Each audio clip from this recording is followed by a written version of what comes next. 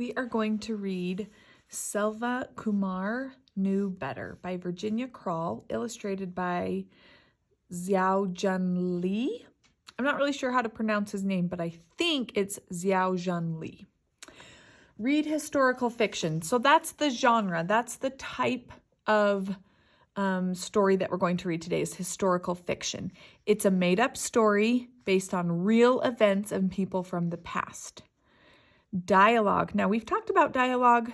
Dialogue is what characters say to one another in a story. Writers use quotation marks to show dialogue. Then you can see down here, it shows quotation marks in blue, and that shows what the character says. So you can see Selvakumar whined and Mama said, and here's what Mama said, hush.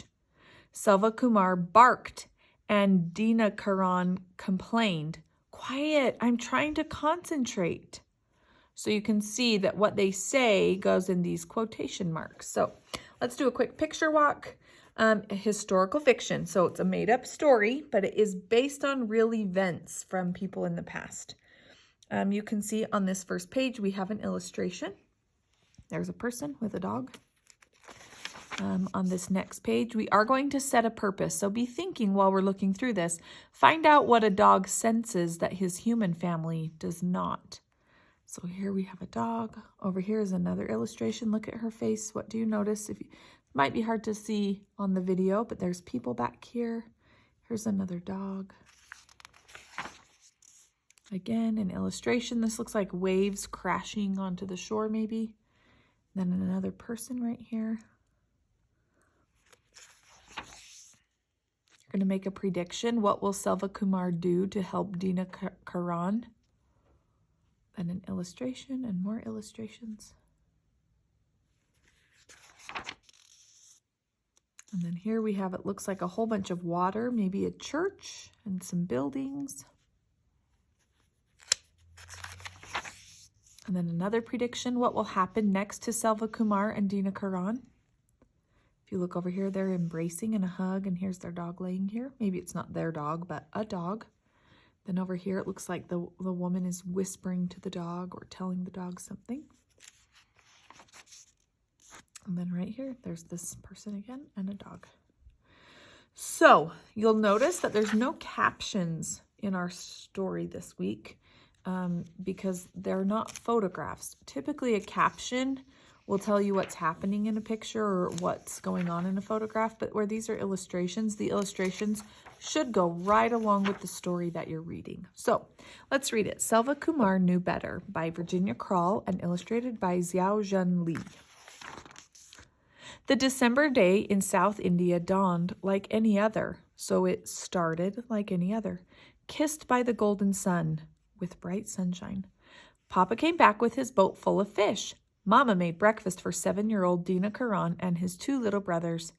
That day seemed like any other day, but Selvakumar knew better, or thought something else. Selvakumar felt a rumbling in his belly, a shaking. His legs were restless or felt strange, and his scruffy yellow fur stood on end. His ears perked up, listening for the sound that had already started. His family didn't notice or see. Papa was busy unloading his catch, or his fish, and Mama was hanging her laundry. Dinakaran was finishing his homework while the younger boys ran around the yard. Selvakumar whined, made a crying sound, and Mama said, hush. Selvakumar barked, and Dinakaran complained, quiet, I'm trying to concentrate or think. Suddenly, a strange roaring sound began. Mama thought that a thunderstorm was coming, but Dinakaran and his brothers thought it was an extra loud train. Papa ran to a nearby building's roof to investigate or to find out what was happening.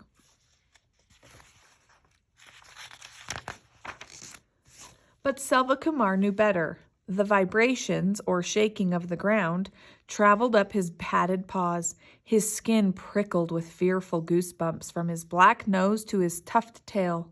He wanted to run, but he dared not or did not want to leave his family. Sometimes humans didn't realize or know what was happening. Why were they waiting? Didn't they know that a mighty earthquake had rumbled under the ocean and would soon bring raging waves onto the shore? And then Papa shouted desperately from the rooftop, or with fear from the rooftop, "Tsunami! Run!" Mama screamed, "Sons, come on!" She grabbed a little one under each arm. "Dina Karan, run! You're swift, or fast, and strong. Follow me up the hill, fast!" But the roar had gotten louder, cutting off her words. All that Dina Karan had heard was, "Run!" And he ran back to his family's house close to the shore where he thought he would be safe. But Selvakumar knew better. He barked and howled, but the sound of the approaching waves drowned out his voice too. So this approaching waves drowned out means that the tsunami made it hard to hear. So it was hard to hear the barking from the dog. On this page, make a prediction. What will Selvakumar do to help Dina Karan? What do you think that dog's going to do? Selvakumar nipped at Dina Karan's heels, or bit the boy's feet, but the boy wouldn't budge or move. "Go!" Dina Karan shooed the dog away, pushed the dog away, but Selvakumar knew better and would not give up. He grabbed Dina Karan's shirt in his teeth. He pulled and tugged until his teeth hurt. With all his strength, he dragged Dina Karan back outside and bumped him from behind. Finally, the boy understood. Did you make your prediction about how the dog would help him? Selvakumar ran toward the hill, looking back to make sure Dina Karan was following. They raced uphill as the enormous or huge wall of water chased them. The tsunami roared louder than 5 thunderstorms and 10 trains put together. Selvakumar and Dina Karan did not stop running until they reached the upper road. Their sides ached or hurt, and their breaths felt like hot coals burning in their chests. Think about that in your mind. If their sides ached and their breath felt like hot coals burning in their chest, why? Turn and talk to a partner. Why did their chest burn? Okay, here we go. Dina Karan wanted to stop, but Selvakumar knew better. He nudged or gently pushed Dina Karan's hand, and together they continued or kept walking higher up the hill. Finally, they turned and looked down toward the shore. They both blinked their eyes in disbelief because they could not believe what they saw. The wave had swallowed everything. Now, did the wave actually take a big gulp like we do when we swallow water? Like, yeah. Did the wave actually swallow everything? No. Turn and talk to a partner. What does that mean? The wave had swallowed everything. I'm going to give you about 15 seconds. Go ahead.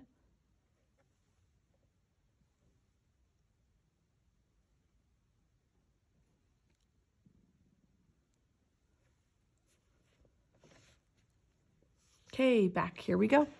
It had snapped trees. Broken. It broke the trees as if they were brittle little sticks, dry little sticks. It had collapsed or smashed all the houses flat as if they had been birds' nests. Make another prediction. What will happen next to Selvakumar and Dina Karan? Think about it. Don't talk. Just think in your mind. What do you think is going to happen next?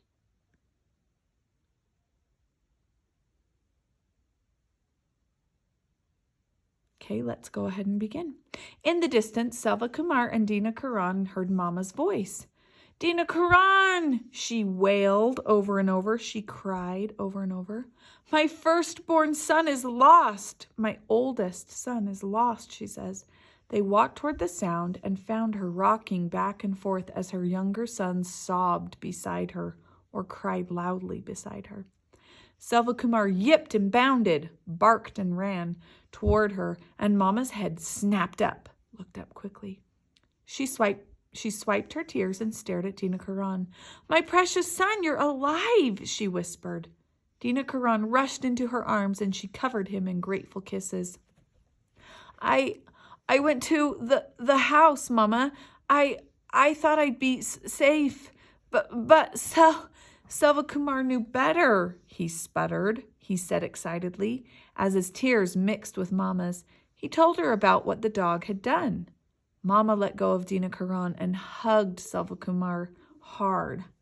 Selvakumar greeted the smaller boys with their face licks. Papa joined them after the tsunami disappeared. And when he heard the story, he sobbed into Selvakumar's fur too. Then they were all a mother, father, brothers, dog, thankful heap of hugging, happy group of hugging.